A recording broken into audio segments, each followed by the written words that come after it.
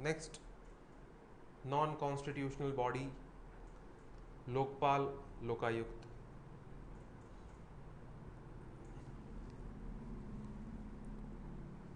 अब लोकपाल एंड लोकायुक्त जो है, it is very important because बहुत सालों के बाद इसका कानून बना। कानून बनने के बहुत साल बाद लोकपाल बनाए गए, राइट। तो इसलिए ये बॉडी जो है वो बहुत इंपॉर्टेंट है and it is famous for governments delay. ये डीले के लिए फेमस है बॉडी, राइट।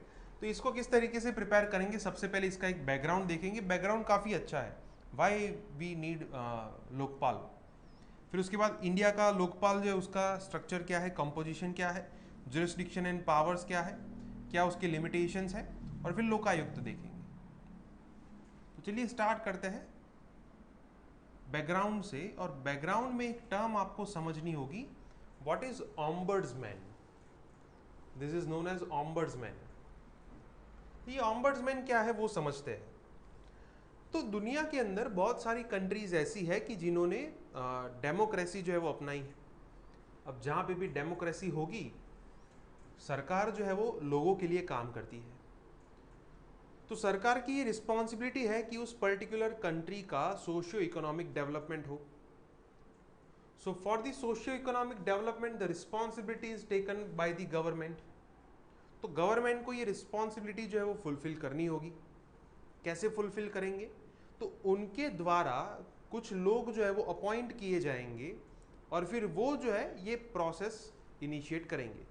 वो लोग कौन है, expansion of bureaucracy and administration. Government क्या करेगी कि ब्यूरोक्रेट्स को अपॉइंट करेंगे, एडमिनिस्ट्रेशन को एफिशिएंट बनाएंगे, और फिर वो लोग जो है सरकारी कर्मचारी जिसे हम कहते हैं, वो क्या करेंगे, सोशियो इकोनॉमिक डेवलपमेंट की प्रोसेस जो है वो स्टार्ट करेंगे। लेकिन ऐसे ही तो प्रोसेस नहीं होती। ये जो ब्यूरोक्रेट्स है, ये जो एडमिनिस्ट्रेटर्स है, उनको आपको पावर्स देने होंगे। Then what the government will do, they will give powers to these civil servants. वो सिविल सर्वेंट्स को पावर देंगे। लेकिन ये सदियों से हमारे यहाँ पे चला आ रहा है कि जिस किसी को भी आपने ज़्यादा पावर्स दिए, वो इसका मिसयूज करेगा ही। What will happen, abuse of powers and discretions. वो इसका गलत इस्तेमाल करेंगे। आप चाहे रामायण में देख लो, आप चाहे महाभारत में देख लो, आप चाहे मौर्य डायनेस्टी में देख लो, आप चाहे गुप्ता डायनेस्टी के अंदर देख लो, आप मुगल एम्पायर के अंदर देख लो, आप ब्रिटिशर्स में देख लो। ये सदियों से चला आ रहा है, राइट, कि आप जिसको ज़्यादा पावर्स देंगे वो उसका मिसयूज़ करेंगे। अगर मिसयूज़ करते हैं तब कोई दिक्कत नहीं, लेकिन इससे सबसे बड़ी प्रॉब्लम किसके ऊपर आती है, सिटीजन्स के ऊपर आती है।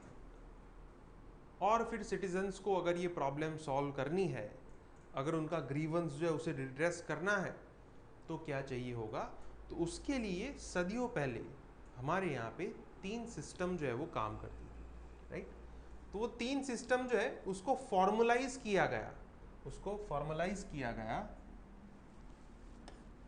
अराउंड 1800 से लेके 1810 तक। सिस्टम को फॉर्मुलाइज किया गया 1800 से लेके 1810 तक। ग्लोबल लेवल की बात कर रहा हूँ, ठीक है, इंडिया की बात नहीं कर रहा। और फिर ग्रीवेंस रिड्रेस करने के लिए 3 सिस्टम जो है, 3 मेथड जो है वो ढूंढी गई। पहली मेथड का नाम है ऑम्बर्ड्समैन। ऑम्बर्ड्समैन का मतलब क्या होता है कि एक ऐसा ऑफिशियल, एक ऐसा ऑफिसर है कि जो ये आपके जो दुख है उसको दूर करेगा।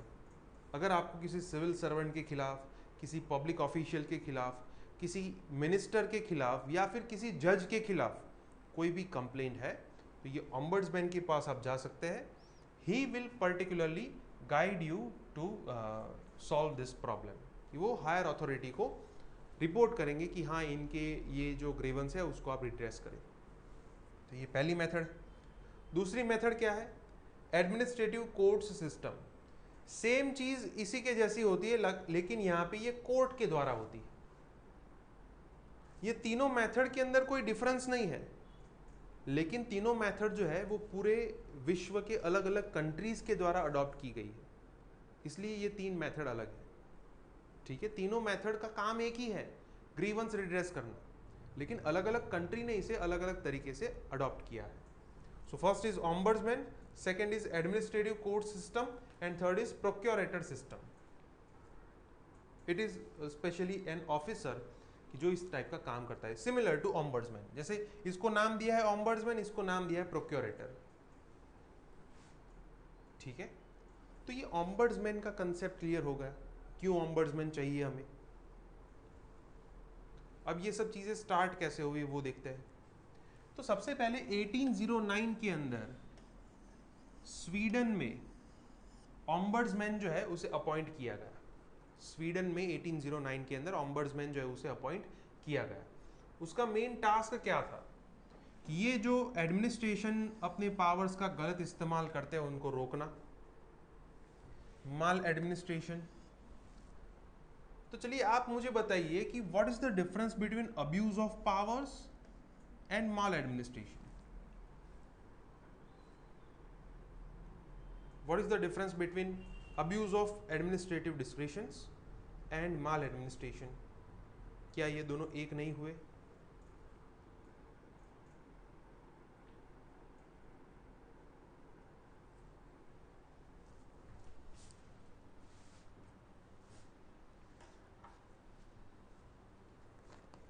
बताइए.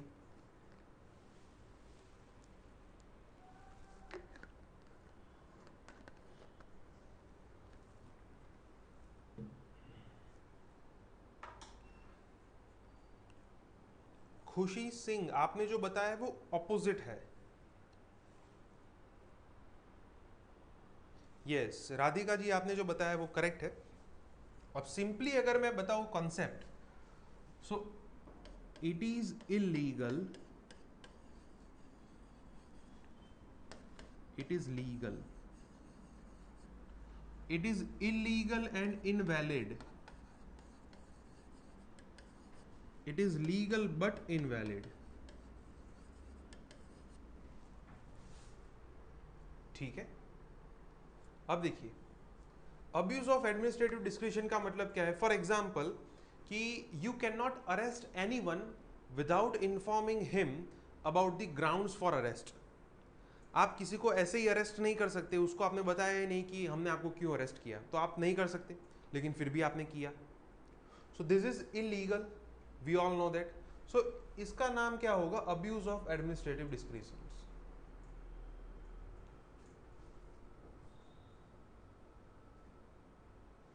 यस, इलीगल कि आप ये नहीं कर सकते लेकिन आपने किया, so it is abuse of power. फिर दूसरी चीज कि कोई आपके पास कोई केस लेके आया है, अब आपको पहले से ऊपर से डायरेक्शन आ गई है कि ये इंसान आपके यहाँ पे पुलिस कंप्लेंट फाइल करने आएगा, आपको कैसे भी करके उसको रोक के रखना है या फिर आप उसका केस मत लीजिए.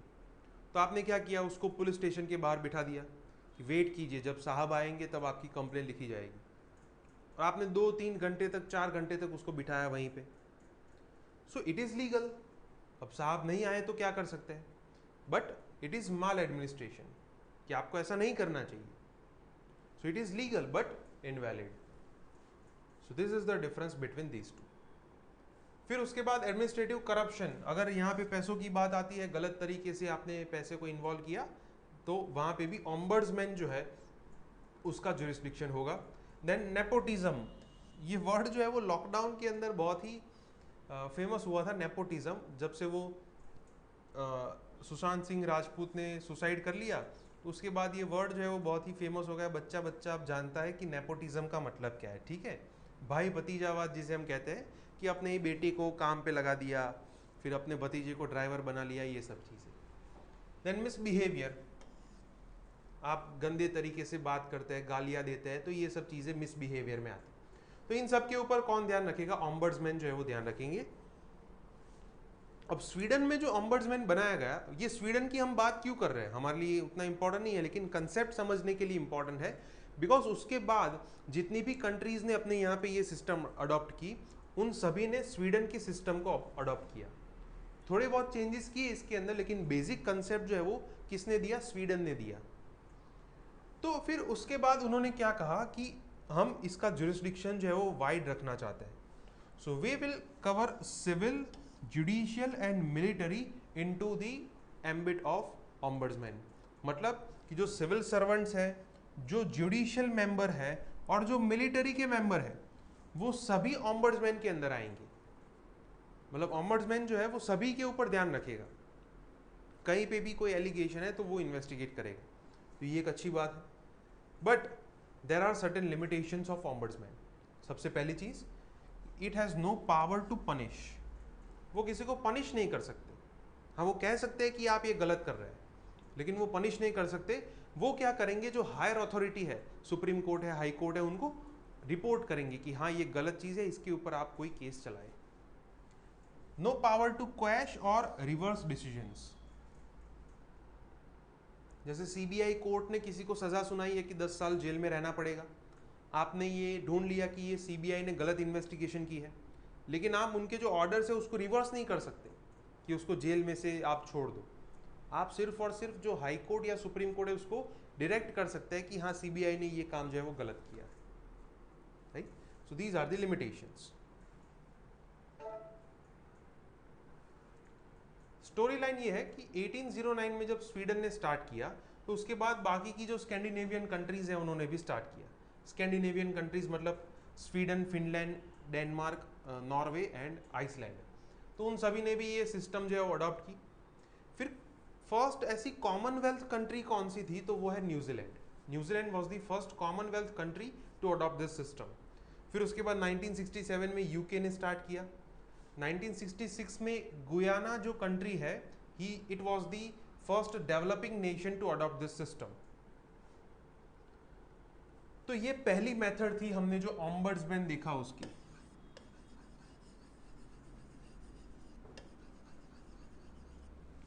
ठीक है, ये ऑम्बड्समैन. फिर दूसरी मेथड कौन सी थी, एडमिनिस्ट्रेटिव कोर्ट्स मेथड.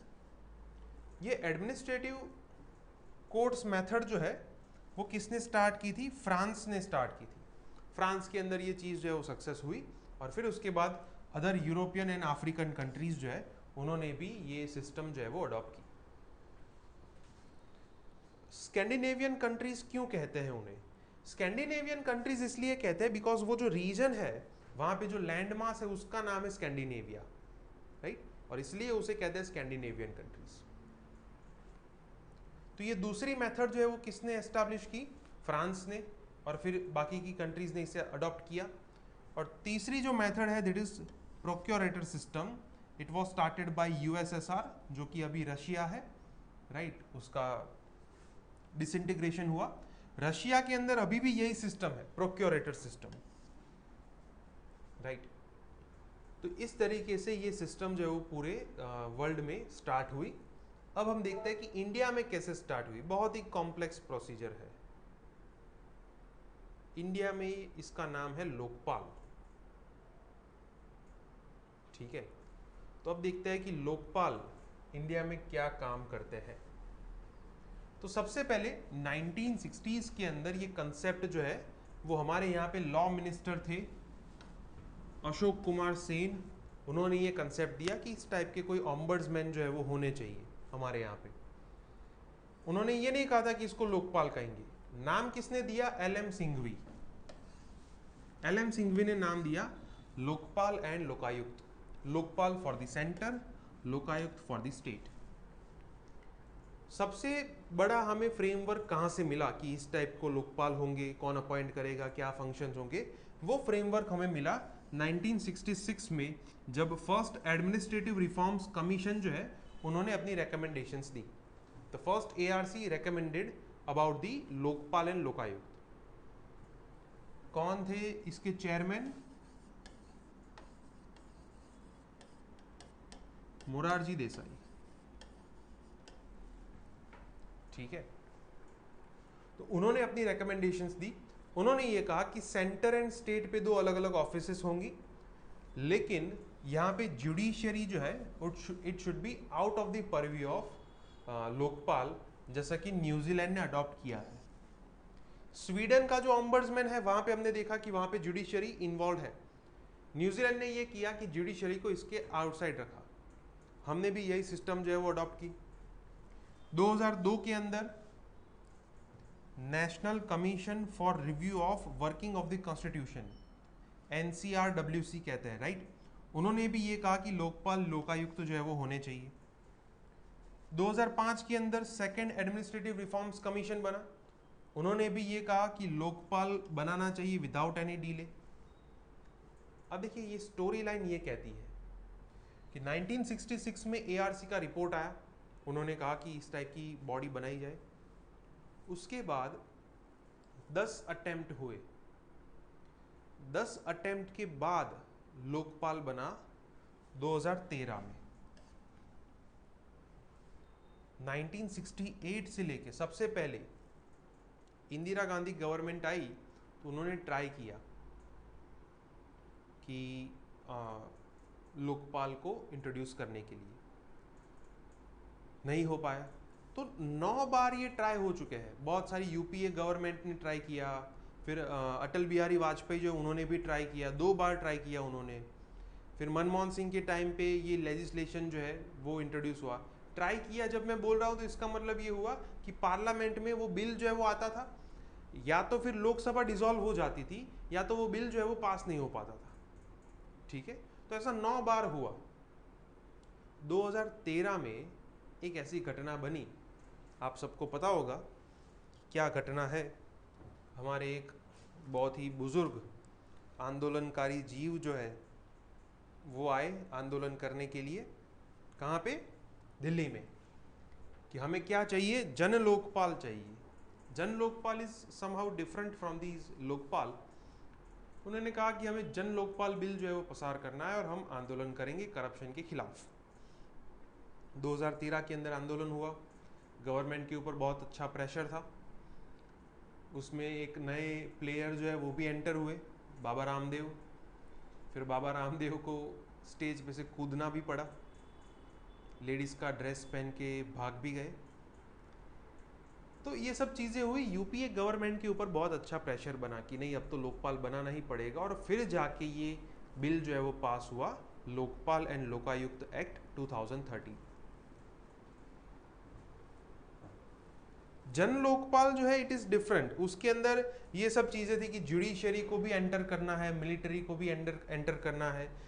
जन Lokpal bill is somehow related to pure form of democracy. Jan Lokpal के अंदर ये कहा गया कि पब्लिक को भी इसके अंदर पार्टिसिपेट करने का अधिकार होना चाहिए, कॉमन पीपल में से भी लोकपाल के अंदर मेंबर होने चाहिए। यस जी, अन्ना हजारे, ठीक है, उनके द्वारा ये मूवमेंट चलाई गई।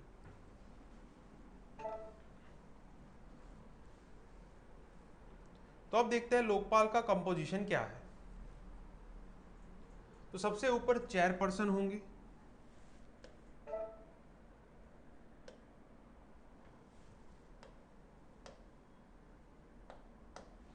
सबसे ऊपर चेयरपर्सन होंगे और उनके साथ टोटल 8 मेंबर होंगे।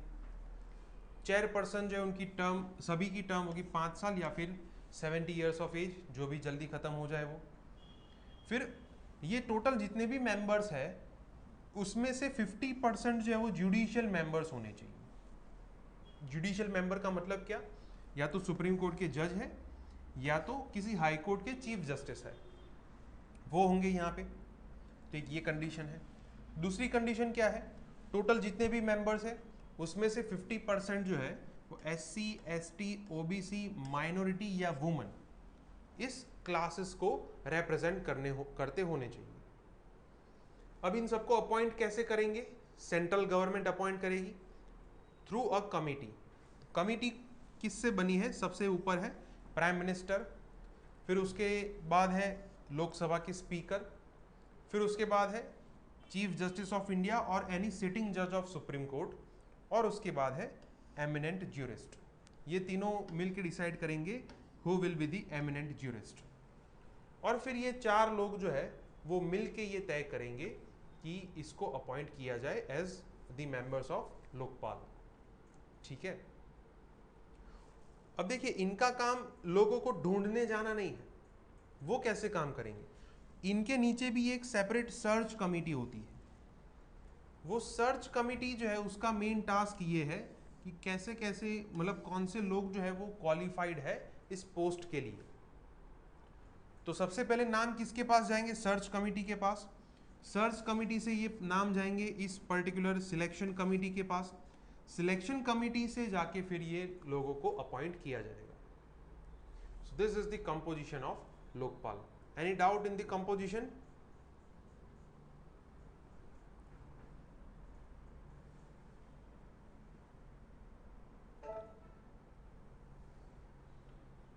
Now what is the jurisdiction and powers, most important. तो सबसे पहला उनको जुरिस्डिक्शन ये दिया गया है कि prime minister, ministers, MPs, officers of group ABCD and officials of government of India, इन सभी के ऊपर लोकपाल का जुरिस्डिक्शन है। सभी के ऊपर लोकपाल का जुरिस्डिक्शन है। मतलब if these individuals are found in any kind of corrupt practices, Lokpal can take over the case. Lokpal जो है वो केस चलाएगा। ठीक है। प्राइम मिनिस्टर के अंदर कुछ सर्टेन कंडीशंस है। नहीं, वो सामने से नहीं जा सकते। सर्च कमिटी जो है वो खुद सर्च करेगी कि कौन से क्वालिफाइड लोग हैं। ठीक है।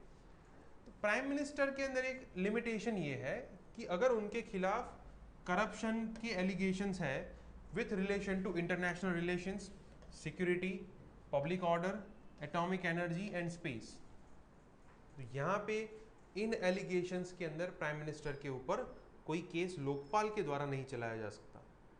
राइट। रीजन क्या है वो किसी को नहीं पता। Right. It is non transparent in nature. तो सिर्फ प्राइम मिनिस्टर को ये इम्यूनिटी दी गई है इस पर्टिकुलर मैटर्स के अंदर।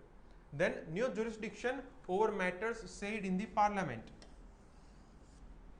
जैसे आप एमपी बन गए और आप पार्लियामेंट में गए और आपने वहां पे जाके ये बड़ी बड़ी फेंक दी कि मैंने 500 करोड़ का घोटाला किया है, मैं सबसे बड़ा क्रिमिनल हूं, और फिर बाहर आए और बाहर आके आपने कह दिया कैसा लगा मेरा मजाक।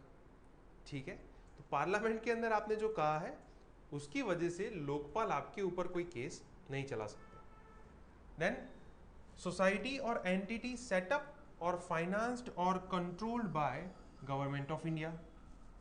ऐसी कोई भी एंटिटी है, जैसे मान लो कि एनजीओ है, गवर्नमेंट खुद चलाते हैं, फाइनेंस भी गवर्नमेंट का है, कंट्रोल भी वही करते हैं, तो ये एनजीओ भी लोकपाल के अंडर में आ जाएगा। तो ऐसे कोई भी सोसाइटी हो या एंटिटी हो वो सभी लोकपाल के अंडर में आएगी।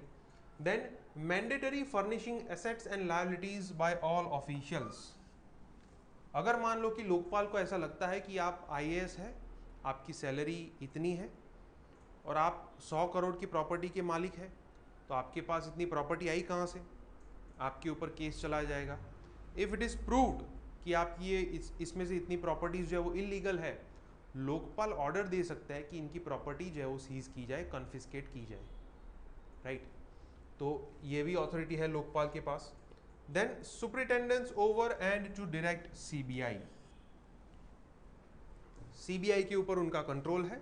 सीबीआई को गाइड भी करते हैं कि करप्शन के केसेस में आपको इस तरीके से काम करना है। तो करप्शन के केसेस का सिनारियो कुछ इस तरीके से है कि सबसे ऊपर है लोकपाल गाइडेंस देने में, ठीक है, काम करने में नहीं, गाइडेंस देने में। फिर उनके नीचे है सेंट्रल विजिलेंस कमीशन और उन्हीं के नीचे है सीबीआई। लेकिन सीबीआई जो है वो अगेन सेंट्रल विजिलेंस कमीशन के नीचे है। So either they can directly guide CBI और they can instruct through central vigilance commission.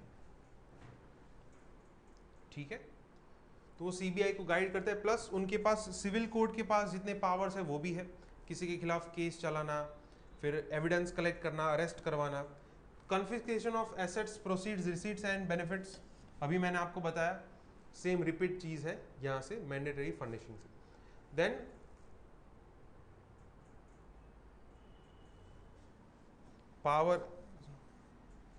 Power to recommend transfer और सस्पेंशन। यस, अगर कोई ऑफिशियल ऐसे करप्ट केसेस में इन्वॉल्व है, लोकपाल को ऐसा लगता है कि वो उसको ट्रांसफर कर देना चाहिए, तो वो उनके पास पावर है, वो स्टेट गवर्नमेंट को सेंट्रल गवर्नमेंट को ये डायरेक्ट कर सकते हैं कि इसको ट्रांसफर कर दे या फिर सस्पेंड कर दे।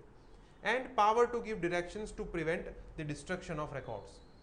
कि आपको पता चल गया कि हमारे ऊपर लोकपाल की इंक्वायरी बैठने वाली है और आपने रिकॉर्ड्स जो है वो डिस्ट्रैक्ट करवा दिए, तो ये नहीं चलेगा। लोकपाल पहले से वहाँ पे ऑर्डर दे सकता है कि जितने भी रिकॉर्ड्स हैं हमारे पास आप दे दें।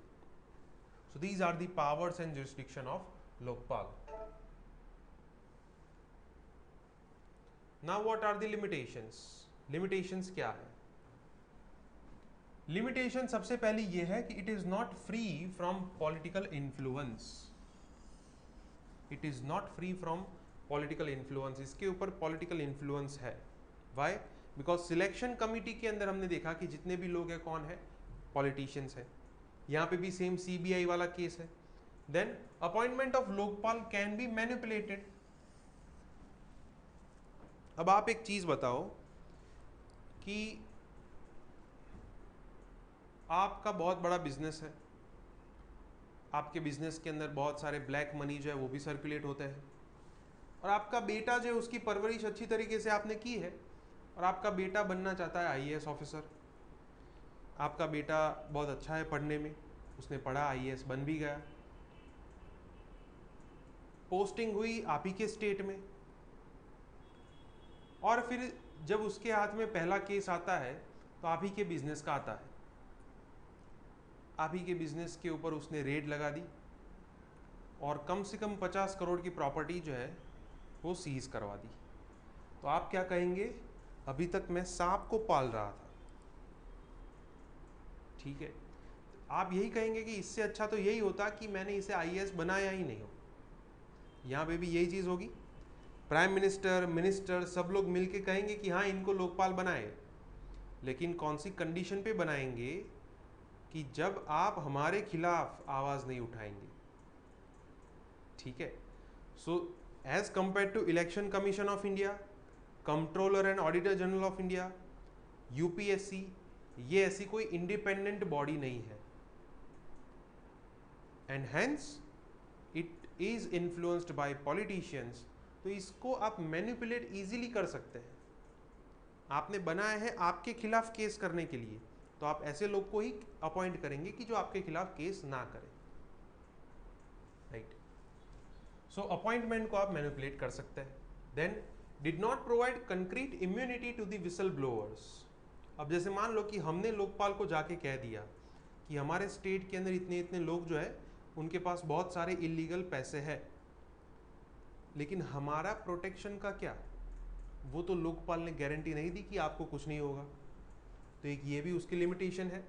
Then exclusion of judiciary from the ambit of Lokpal. Judiciary को भी यहाँ पे इंक्लूड करना चाहिए, क्योंकि वहाँ पे भी बहुत सारे एलिगेशंस अभी लग रहे हैं जुडिशरी के ऊपर। राइट, उसको भी एंटर करना चाहिए। Not given any constitutional banking. Yes, इसको अगर आप कॉन्स्टिट्यूशनल बॉडी बना दे तब जाके ये हो सकता है, लेकिन उसमें भी सेम वही प्रॉब्लम है कि कॉन्स्टिट्यूशनल अमेंडमेंट लाना होगा और वो पार्लियामेंट्रियंस जो है वो अमेंडमेंट लाएंगे नहीं।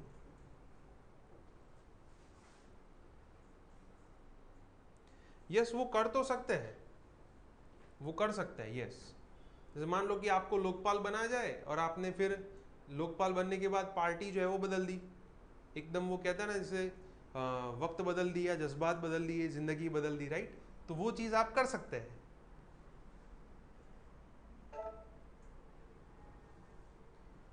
अब लोकायुक्त देखते हैं।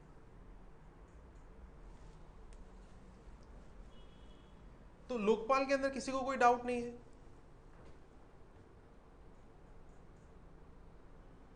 चलिए, अब लोकपाल बना 2013 के अंदर।